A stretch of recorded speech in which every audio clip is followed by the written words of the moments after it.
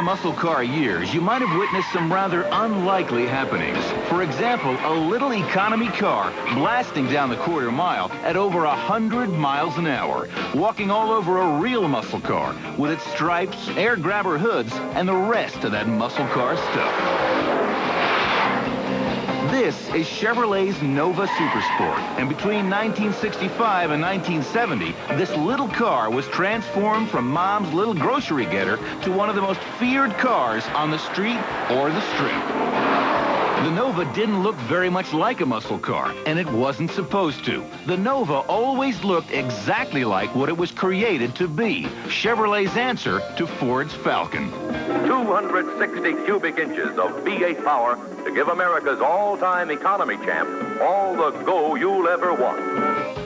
Starting in 1960, there was a new thing showing up in America's driveways, the compact car. This was post-Eisenhower America, and Detroit was rolling out a whole menu of slow, economical cars. Ford led this lineup with the Falcon, followed by Plymouth's Valiant. The surprise entry into this little car parade was the Chevrolet Corvair, the first rear-engine car to come out of Detroit in almost 50 years. General Motors tried to parallel a very successful car in the market, and that was the Volkswagen Beetle. And they sent their engineers out, from what I'm told, and took a close look at the car. They say there was no similarity between the Volkswagen and the Corvair. The car is rear-engine, air-cooled. They saw the tremendous success rate of the imports we're having with these small cars, and so came forth the Corvair. Basically, the Corvair was a good economy car. In the early 60s, though, it was just a little too out there to compete and win against the Falcon. And at GM, they're not interested in coming in second.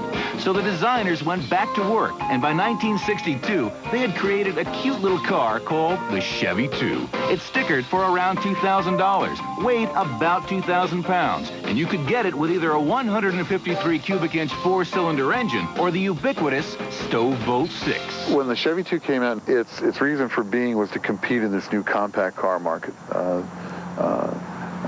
was growing. People were very much plugged into fuel economy and gas mileage. They just wanted a smaller car, easier to maneuver, park, store. Chevrolet maybe would sort of fit this little niche. The automotive press greeted the Nova by both applauding the arrival of another economy car and by measuring the space between the front fenders to see if a V8 would fit in there. The Chevy II boosted Chevrolet's sales by 326,600 cars during its first year.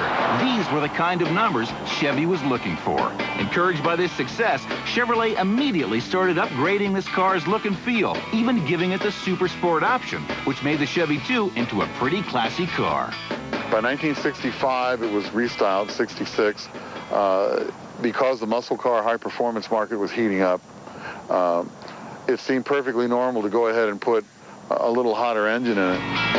By 1970, the car had completely evolved from bare-bones econobox to one of the most respected muscle cars ever built. The 1970 SS396 Nova was more than a match for any other car on the street, with a power-to-weight ratio approaching a rocket sled. The 1970 Nova also made an excellent platform for some memorable specialty cars. The Yenko Deuce is one of the fastest street cars ever sold. Its plain Jane cousin, the Copo Nova, sold only by special order from select Chevrolet dealers, is one of the best factory-engineered muscle cars ever. Both cars are highly prized collector cars today, a far cry from the Chevy II's humble beginnings. The story of how the Nova metamorphosed from a four-cylinder economy car into one of the most brutal ground pounders of the muscle era is a perfect example of how the horsepower wars escalated.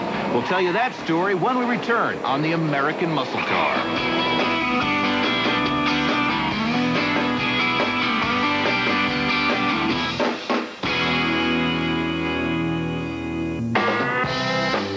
Chevrolet always had an eye to the day when the Chevy II would pack some serious punch. Even as the first 62 models were being delivered to the dealerships, a bulletin was being issued telling service departments how to shoehorn a 283 V8 into its engine compartment. In 1964, with a 195 horsepower 283, and again in 1965 with a 250 horsepower 327, Chevrolet poured performance into this car. In the 3 years between 1962 and 1965, the car picked up 160 horsepower, just in time for its first styling change. The 66 Chevy II body design was sporty, racy, and attractive from every angle.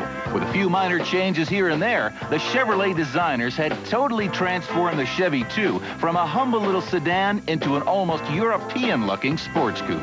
It was the perfect mate for Chevrolet's screaming 350-horse 327. Chevrolet dropped the L79 in, which was the 350 horsepower 327. Things changed right then and there because this was a serious performance car. It was lightweight. That 350 horsepower L79 was literally a screamer. With a Muncie M21 4-speed and about a 355 rear end, this was a tremendous car to drive. I have personal recollections of driving one of these, and it's the only car that I can ever remember when you would bang gears with it. You could feel the motor do this, and the body would catch up a split second later. It was the strangest sensation I'd ever experienced. Among the street performance crowd, the Chevy II was becoming known as the Deuce. Just like the 32 Ford Coupe of 3 decades earlier, the Nova was a hot rodder's car. It was plentiful, it was still inexpensive, and it was really a nice-looking car. Most importantly, it was fun to work on, and you could make it go just about as fast as you wanted for not very much money. Chevy may only have made 200 L79 versions of the little car, but they made thousands of 66 Novas, and all the parts to make your own awesome street machine were available at the Chevy parts counter. You could get aluminum 4-barrel intake manifolds, high compression pistons, stronger rods, a Muncie 4-speed, and racing gear ratios. You could build your own killer Nova over a weekend with all factory parts. With a 350 horse 327, this car wasn't just fast, it was sudden. Detroit was not known for balancing their engineering out. It wasn't unusual for a car with that kind of horsepower to have the same brakes as a 6-cylinder car, to have the same suspension as a 6-cylinder car. They didn't want to put the money into it, and that wasn't their engineering philosophy. It was, let's put a motor in and make it go fast. Did you want to handle? You want it to brake? So sorry, not from the factory. By now, the car companies had discovered the impact of image on sales. The Detroit automakers were working into the night to create aggressive performance images for their hot cars. Unfortunately, this was beginning to attract some unwelcome attention. Cars like the GTO and some of the street Hemi Mopars were already on a short but growing list of surcharge vehicles, and some cars would eventually become all but uninsurable. By the late 60s, the insurance companies had earmarked quite an extensive list of high-performance cars for what were called surcharges. And the surcharge on a performance car could be up to 50% of your regular insurance premium. Cars like the Nova gave you a loophole. You could have like the L79 350 horse. The insurance company saw it as a 327 engine. Well, that's okay. It's a Nova. That's no big deal. The SS Nova with a 327 attracted no adverse attention from anybody. It was just a little economy car with a small V8 engine. The car wasn't just a street sleeper, it was an insurance sleeper too, even though its power-to-weight ratio put it right at the top of the heap performance-wise. As the model year changed, 1967 saw little change in the Chevy II. Chevy's big news that year was the introduction of the Camaro. The Camaro was Chevy's entry into the pony car market. The Camaro had absolutely no Econobox bloodlines. It was, however, aimed right at the Super Sport Nova's prime market, the young, sporty car buyer. When the 1967 production figures were released, the Camaro hadn't killed the Nova, as some within GM had feared. 10,100 Nova Super Sports were built in 1967, the same number as in 1966. On the plus side, across the hall from the Camaro department, the Nova team was saying, hey, what's good for you is good for me. What works for the Camaro would work for the SS Nova, right? How about an SS 396 Nova for 1968? When the American muscle car returns, the little Nova goes from subtle to outrageous.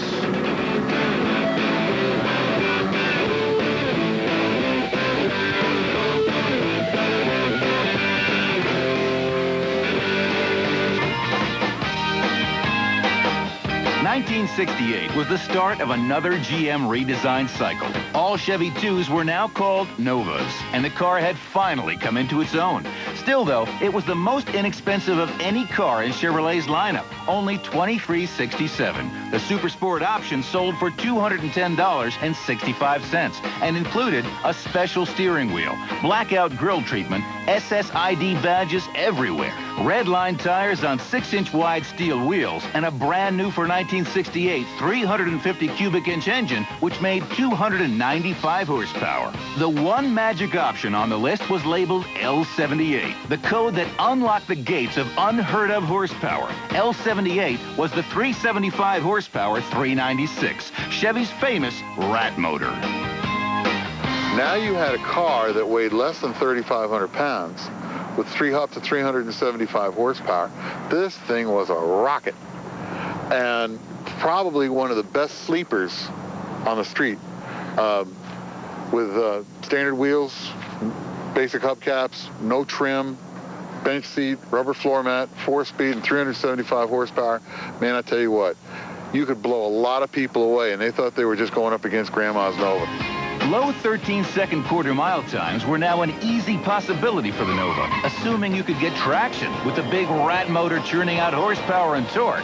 With only the slightest massaging and a good set of drag slicks, you were into the 12s, still for around $2,800. Chevy's new body style was a crowd pleaser. Nova sheet metal would remain practically unchanged from 1968 through 1974, with just minor trim and option changes. The Nova continued to ride a wave of popularity, particularly the SS 396s, with their excellent performance on the drag strip and the street. But it didn't take long for the guys on the street to start looking, as the Nova pulled up beside, looking at those badges up on the front fender and seeing if it said 396. If it did, you tread very lightly. By 1970, the 396 engine was a proven horsepower maker. The engine was actually enlarged to a 402 in 1969, but Chevrolet still called it 396 for two reasons. First, until 1970, General Motors would not permit engines larger than 400 cubic inches in any car smaller than their full-size models. Second, the SS 396 nameplate was so strong with consumers that Chevy dared not tamper with it. Well, whatever you wanted to call it, to the muscle car fans, it was still the rat motor. And the one they put in the 70 Nova was the baddest one yet. To arrive at 402 cubic inches, Chevrolet used a 4-inch bore and stroke. The big block produced 350 horsepower with the hydraulic camshaft and 375 horses with the larger rectangular port heads, the solid lifter cam, aluminum intake, and factory headers. The amazing ability of the big block engine to rev freely to 6,000 RPM and beyond is what made it such a world beater. In 1970, with all the other muscle car engines being bored out to over 450 cubic inches, the 402 rat motor still produced enough horsepower to blow the doors off the competition, particularly in the lightweight body of the 70 Nova. Over the years, the Nova had acquired a level of sophistication far beyond that to which it was born. Part of this was due, of course, to the Super Sport option package, which added a lot of luxury and style.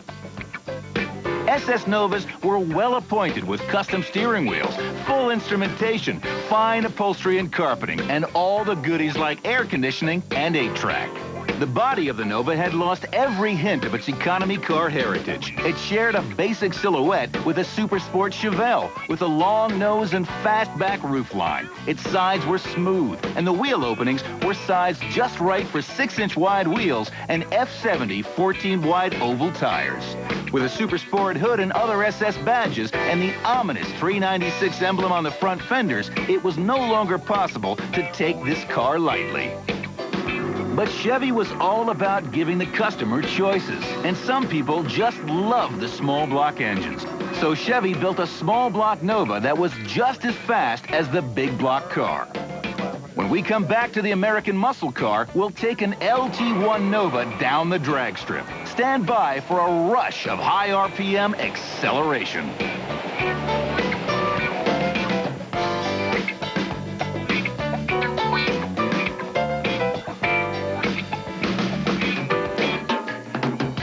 During the 50s and 60s, there was no busier place on Earth than Chevrolet's Engine Development Laboratory. Between 1955 and 1970, they brought out dozens of high-performance power plants, from 265 to 494 cubic inches. And at one time or another, every one of them found their way into a regular production line Chevrolet. Some of these cars you could buy off the showroom floor, but to get your hands on the really fun ones, you needed a little extra paperwork.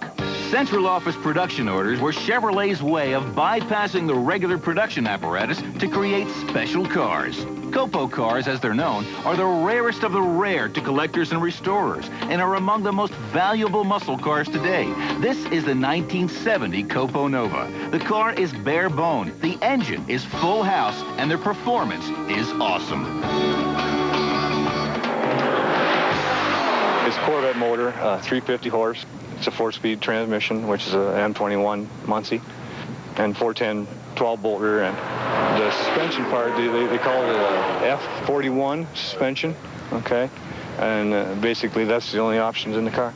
The engine in the Copo was one of the most aggressive small block Chevy ever made. The LT1 was a 350 horsepower, 350 cubic inch Stormer. In 1970, this engine became the power plant in the Z28 and the top-of-the-line small block in the Corvette. It cranked out the same horsepower as the hydraulic cam big block, but weighed 70 pounds less. If you've never seen a Copo Nova before, you're in the majority. Chevy made less than 200 Copo Novas in 1970, and only 3 survived as just plain Copos. One of the dealers in London, Ontario, Canada,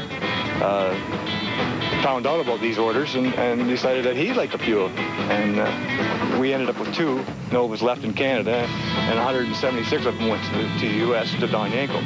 The 3 Copos destined for Canada were about as plain Jane as you can get. And that's how they were sold to the 3 customers who walked into Central Chevy and simply lucked out. That accounts for 3 Copo Novas. So what happened to the rest? They became Yanko supercars. Some of the highlights of the muscle era were the special editions of Chevy's brawniest models.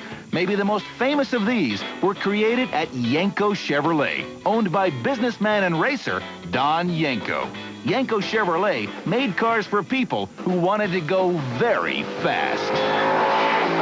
One of the interesting things about the Yanko Nova was that Don Yanko felt that it was so fast and so powerful, it was almost lethal. He put no marketing push behind the car because he wanted to keep that very low-key, so explosively powerful. Interesting piece of trivia is that there was never a magazine road test on a 427 Yanko Nova. How fast will they go? Nobody knows. Yanko's Nova with a 350-horse LT1 was plenty fast enough to qualify it as a supercar. And after Yanko finished dressing the car in their famous stripes and graphics, it was a pretty fancy little cruising machine. Mr. Yanko ordered 173 of these cars from Chevrolet and had them specially built with an LT1 motor, 360 horse. A heavy-duty Pontiac 12-bolt positive traction is in it. And they come with 4 speeds and automatics.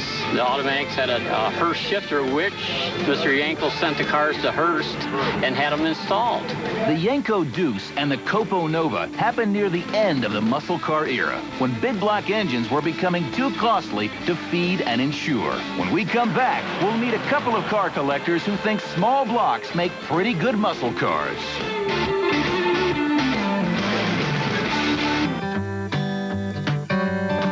As the performance decades drew to a close, thanks to pressure from the insurance companies, oil shortages, and engine strangling emission controls, one of the first casualties was the 396 Nova. The whole performance market just died. It went away overnight.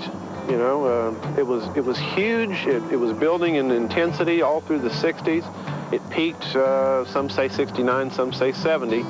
But after that, the insurance companies conspired, not officially, but the market had kind of run its course. There was a lot of political pressure to kill the muscle car, and the Nova went away. If they kept building 396s, I don't think they'd have sold very many of them. The Nova itself lasted until 1979. In its 18-year run, close to 3 million were produced, making it one of Chevy's most successful models. In 1962, if you had asked the average Chevy dealer, he might have said the ultimate Nova was a car that got 30 miles per gallon and managed to do 0 to 60 in under a minute. But somewhere along the way, the need for speed, that old muscle car thing, took over, and the Nova became a very memorable piece of American automotive history. Years gone by, the uniqueness of the body styles, it was very easy to distinguish automobiles by shape, size, style, unlike today's automobiles that are all designed by computer and all taking the same shape. These cars had a uniqueness about them that you could tell them blocks away as to what they were. I wasn't fortunate enough to be able to afford something like this when I was in high school, so my cars were basically just old junkers, and so I always felt like someday I'd have a car like this, and that's what this is all about. All the chrome on it and the red-on-red combination and the high-performance engine. The car's very peppy, lots of fun to drive. Restoring automobiles, I think, is a passion that has to be born into an individual. The automobile has been a part of America for so many years. The older body styles, I think, are just a piece of art.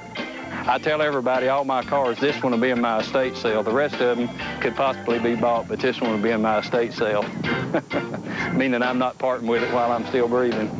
Oh, and by the way, the little 90-horsepower four-cylinder engine lasted until 1970. Chevy sold 2,470 Novas with the four-banger that year, and they, too, are considered collector's items, but not by muscle car enthusiasts.